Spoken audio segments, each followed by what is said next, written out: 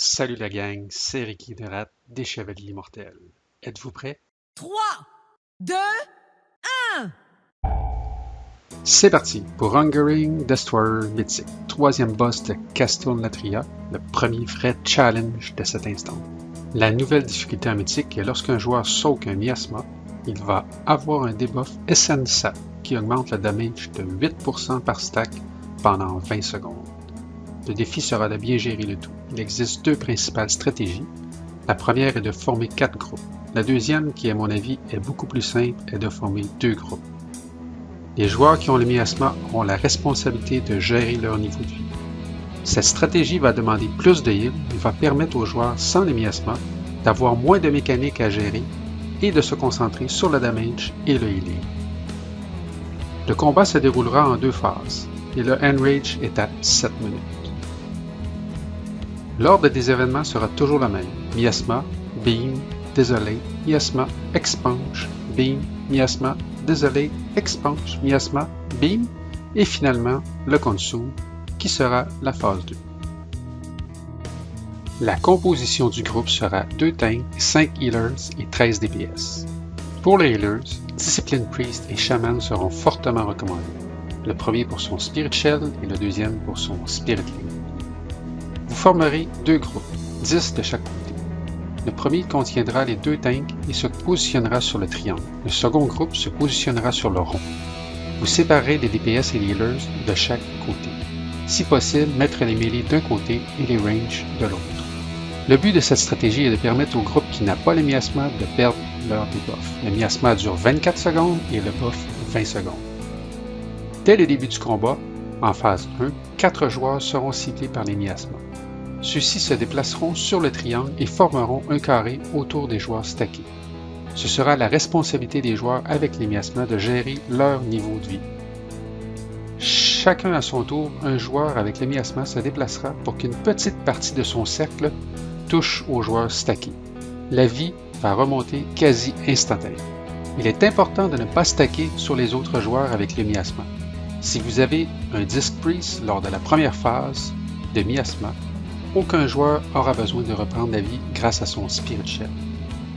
Quelques secondes plus tard, ce sera le Beam. Chaque joueur ayant le Beam se déplaceront vers la droite. 2 choses importantes pour le Beam. 1. Ne soyez pas à l'intérieur de la hitbox du boss. Secondo, les joueurs les plus près du boss arrêtent de se déplacer dès qu'ils sont en dehors du groupe. Les joueurs plus à l'extérieur se déplaceront plus loin pour ne pas frapper le premier joueur avec son Beam. De cette façon, vous éviterez de la gestion inutile de déplacement et des hésitations. À 25 secondes, Hungering va cibler 4 nouveaux joueurs avec les miasmas. À ce moment, les joueurs qui avaient les miasmas vont retourner dans leur groupe de départ respectif et les nouveaux joueurs ciblés par le miasma vont aller se stacker sur le rond orange. Petit conseil pour retourner dans votre groupe, passez directement par le centre au travers du boss.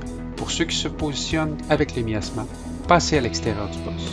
Cela évitera de donner des stacks de debuff inutiles. 7 secondes plus tard, ce sera le tour du Expunge. Si vous avez les miasmas, très important, assurez-vous d'avoir le maximum de vie avant de spray.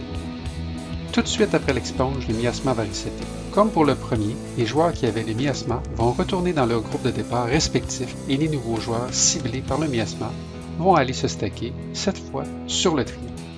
Vous aurez un nouveau Expunge et ce sera le 3e reset des miasmas. Un dernier beam et suivra le Consume. Dès que le beam est fait, les joueurs du côté du rond se déplaceront vers le X. Un chaman sera très utile pour son Spirit Link durant cette phase. Les joueurs avec le miasma partiront d'avance et se positionneront à l'extérieur du rond du Spirit Link. Et les autres joueurs de ce même groupe resteront plus proches du boss, mais toujours à l'intérieur du Spirit Link. Les joueurs de l'autre groupe iront sur l'amour.